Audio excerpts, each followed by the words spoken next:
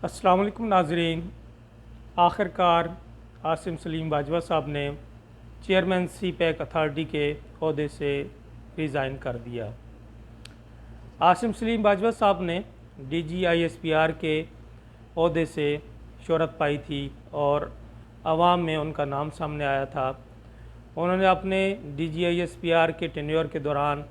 Social media और ख़ास तौर पर ट्विटर को इफ़ेक्टिवली यूज़ किया था और वहाँ से उन्होंने शोहरत हासिल की। DGISPR के अहदे के बाद वो कोयटा में कोर कमांडर के तौर पे गए और वहीं से सदरन कमांड के कमांडर के तौर पे वहाँ से रिटायरमेंट के बाद सी पैक अथॉरिटी के चेयरमैन के तौर पर सी पैक के साथ मुंसलिक हुए। उनके सी पैक अथॉरिटी के चेयरमैन बनने के कुछ अरसे बाद ही एक स्कैंडल उनका सामने आया था, जिसमें पता चला था कि उनकी बैरून मुल्क बहुत सारी कंपनीज़ हैं। तकरीबन 90 कंपनी का बताया गया था, जिसमें अहमद नूरानी नाम के सहाफ़ी ने ये स्टोरी ब्रेक की थी और तमाम तफसीलात सामने लाए थे। और पापा जॉन्स नाम की एक पिज़्ज़ा चेन जो उनके ख़ानदान और उनकी फैमिली और उनके बच्चे चलाते हैं, तो वो उनके सामने उसमें सामने आई थी और उसमें अरबों के हिसाब से इन्वेस्टमेंट है डॉलर्स में।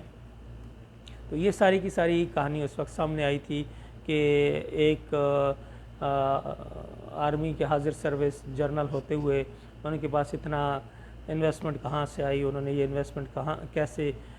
कहाँ से लाए और फिर ये इन्वेस्टमेंट सारी की सारी अमेरिका में, क्योंकि उनके बच्चे अमेरिका में सेटल, उनकी वाइफ अमेरिका में सेटल। तो ये पूरे का पूरा एक मामला सामने आया था और उस पर उन पर बहुत ज़्यादा तनकीद हुई थी और उनसे ये मांगा गया था कि जिस तरह सियासतदानों से हिसाब मांगा जाता है, सियासतदानों से रसीदें मांगी जाती हैं, तो इसी तरह से वो भी अपने इन असासों का, इस दौलत का और इस तमाम सरमायाकारी का हिसाब दें, इसकी रसीदें दें। तो ये मामला बड़ा अरसा चलता रहा मीडिया में। इस दौरान वो सी पैक के चेयरमैन भी बन गए, सी पैक अथॉरिटी के, और यहाँ पे एक कन्फ्लिक्ट ऑफ इंटरेस्ट भी आ गया कि एक तरफ उनकी कंपनीज थी, फिर वो खुद सी पैक अथॉरिटी के चेयरमैन थे। फिर कुछ ऐसी चीज़ें भी सामने आई कि जहाँ पे पता चला कि मुबैना तौर पर कुछ ऐसे ठेके थे सी पैक के जो उनके अपने रिलेटिव्स या बच्चों को दिए गए, उन्होंने कंपनीज रजिस्टर कराई और उनको दी। तो कॉन्फ्लिक्ट ऑफ इंटरेस्ट चलता रहा। दूसरी तरफ गवर्नमेंट की तरफ से सी पैक अथॉरिटी को के लिए कानून साजी की कोशिश की जाती रही, लेकिन अददी क्या कहते हैं कि जो रिक्वायर्ड नंबर ऑफ़ वोट्स चाहिए थे, जितने तादाद चाहिए थे MNAs की कानून साजी के लिए असम्बली में, वो पूरी ना होने की वजह से पहले तो इसे एक आर्डीनेंस के ज़रिए से लाया गया, फिर आर्डीनेंस ख़त्म होता था। उसके बावजूद भी इवन उस मुद्दत में जब ये आर्डीनेंस मौजूद नहीं था, तो वो एक आप कह रहे हैं कि बग़ैर किसी कानून के भी सी पैक अथॉरिटी के चेयरमैन रहे कुछ अरसे तक। फिर कुछ हुकूमत ने अपोजिशन के साथ सौदेबाजी करके जो या कुछ लेन देन करके ये सी पैक अथॉरिटी का कानून मंजूर करा लिया।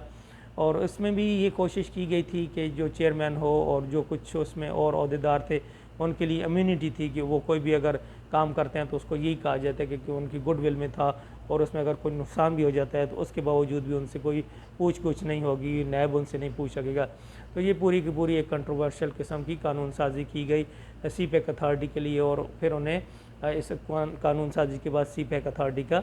चेयरमैन बना दिया। अब सी पैक अथॉरिटी और सी पैक पूरे का पूरा जो वो चाइना का और पाकिस्तान का जॉइंट वेंचर है और दूसरी तरफ अमेरिका सी पैक को कामयाब नहीं देखना चाहता था। अब यहाँ पे एक और कॉन्फ्लिक्ट ऑफ इंटरेस्ट ये आ गया था कि आसिम सलीम बाजवा, इनकी फैमिली, इनके बच्चे और इनके बच्चों की या इनकी अपनी इन्वेस्टमेंट सारी की सारी अमेरिका के अंदर थी और यहाँ पे ये एक ऐसे प्रोजेक्ट के चेयरमैन बन गए जिसको अमेरिका नहीं चाहता था कि वो कामयाब हो और वो चाइना का था। तो यहाँ पे मुबैना तौर पर ये सामने आता रहा और लगता ऐसे था कि सी पैक की जो रफ्तार थी या जिस रफ्तार से उसे सी पैक के प्रोजेक्ट्स को कंप्लीट होना था वो नहीं हो रहे थे। अब उसमें क्या वजह थी, क्यों नहीं हो रहे थे, इनकम्पिटेंसी थी या क्या कहते हैं कि इसमें कोई नीयतों का अमल दखल था या कुछ और मसाइल थे इंटरनेशनल जो पॉलिटिक्स है कि इस मामले को स्लो की जाए। बहरहाल ये मामला चलता रहा, मुल्की तौर पर भी और सियासी तौर पे भी उन पे बार बार ये तनकीद होती रही, बार बार उनसे कहा जाता रहा कि आप अपने जो पिज़्ज़ा चेन है पापा जॉन्स उसकी तमाम आप रसीदें लाएँ, सब कुछ दें। फिर आपको ये याद होगा कि इनके पास एक और ओहदा भी था, नशरियात और इतलात के मुशीर का भी ओहदा था और साथ ही ये सीपेक अथॉरिटी के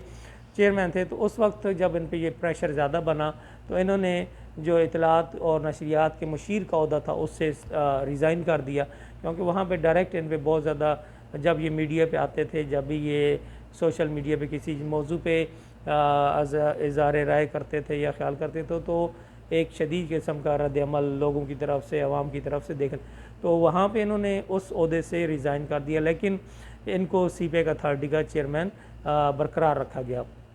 बहरहाल ये मामला चलते रहे, कॉन्फ्लिक्ट ऑफ इंटरेस्ट के इल्ज़ाम भी लगते रहे, रसीदों के मामला भी चलते रहे, लेकिन ये और आखिरकार सीपेक अथॉरिटी का कानून भी बन गया, ये 4 साल के लिए चेयरमैन लगा दिए। लेकिन अचानक आज इन्होंने अपना रिज़ाइन दे दिया।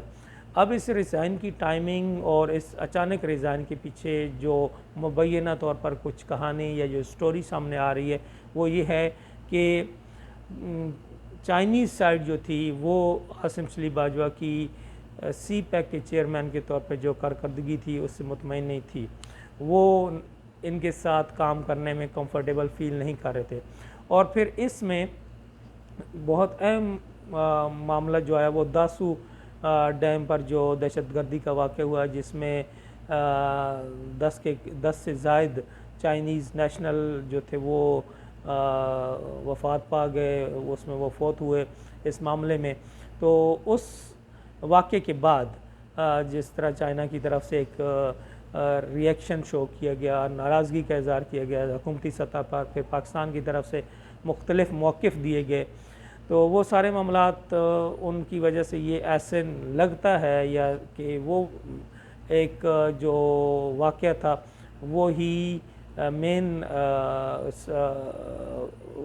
पॉइंट साबित हुआ जिसकी वजह से आसिम सलीम बाजवा साहब को रिज़ाइन करना पड़ा। अब इसमें ये तो 1-2 दिनों में कहानी खुल जाएगी, सामने आ जाएगी कि असल में क्या वाक़या हुआ था, क्या वजूहात थी जिसकी वजह से आसिम सलीम बाजवा ने यकदम रिज़ाइन किया। लेकिन लगता यही है कि चाइनीज़ गवर्नमेंट की तरफ से गवर्नमेंट ऑफ पाकिस्तान को कहा गया कि हमें ये हम इनके साथ कंफर्टेबल फील नहीं करते या हमें इन पर ट्रस्ट नहीं है, मामला तो इनको चेंज किया जाए। तो इस तरह की कहानी अभी तक की सामने आ रही है। बहरहाल इसकी मज़ीद डिटेल्स, मज़ीद इसकी जो बाल की खाल है वो उतरेगी और कोई चीज़ें छुपी नहीं रहेंगी, सामने आ जाएंगी कि असल वाक़या क्या था, क्यों आसिम सलीम बाजवा को इस ओहदे से रिज़ाइन करना पड़ा। बहरहाल इसमें सिक्योरिटी का जो फेलियर था एज सीपेक अथॉरिटी चेयरमैन, वो एक बहुत बड़ा इशू नज़र आ रहा है। यही वो इशू था जिसकी वजह से उन्हें ये रिज़ाइन करना पड़ा। लेकिन जैसे कि मैंने पहले कहा कि अभी तक ये स्पेकुलेशंस हैं जो गर्दिश कर रही हैं, मीडिया पर नज़र आ रही हैं, लेकिन इंशाल्लाह इसकी ऑथेंटिक जो रिपोर्ट्स होंगी वो भी जल्द सामने आ जाएंगी। बहरहाल ये बेहतर हो गया है, आसिम सलीम बाजवा के लिए भी बेहतर हो गया और सीपेक अथॉरिटी के लिए भी, कि जब आप एक ऐसी पोजीशन पे हों जहाँ पे कॉन्फ्लिक्ट ऑफ इंटरेस्ट है, तो एज अ स्टेट्समैन और एज अ रिस्पेक्टेबल पर्सन उस ओहदे से रिज़ाइन कर देना चाहिए, उसे छोड़ देना चाहिए। उसके साथ चिपक के बैठने से ना तो इज़्ज़त रहती है और फिर कॉन्फ्लिक्ट ऑफ इंटरेस्ट की वजह से कारकर्दगी भी मुतासर होती है। तो ये एक बेहतर फ़ैसला हो गया, चाहे इसकी जो भी रीज़न थी। अब देखते हैं कि नए जो चेयरमैन बनेंगे सीपेक अथॉरिटी के, वो किस तरह से परफॉर्म करते हैं और इस सीपेक के प्रोजेक्ट को किस तरह आगे से इसको वो चलाते हैं और इसको किस तरह से डेवलप करते हैं। तो इंशाल्लाह उम्मीद करते हैं कि आने वाले दिनों में सीपेक का जो प्रोजेक्ट है वो तेज़ी से अपनी जो मनाजिल हैं तकमील की वो तय करेगा और जल्द पाकिस्तान की जो मईशत है उसमें उसका एक भरपूर किरदार होगा। और इसी के साथ मैं आपसे आज इजाज़त चाहूँगा। इंशाल्लाह फिर मुलाकात होगी किसी और मौजू के साथ। उस वक्त तक के लिए इजाज़त दीजिए। अस्सलामु अलैकुम।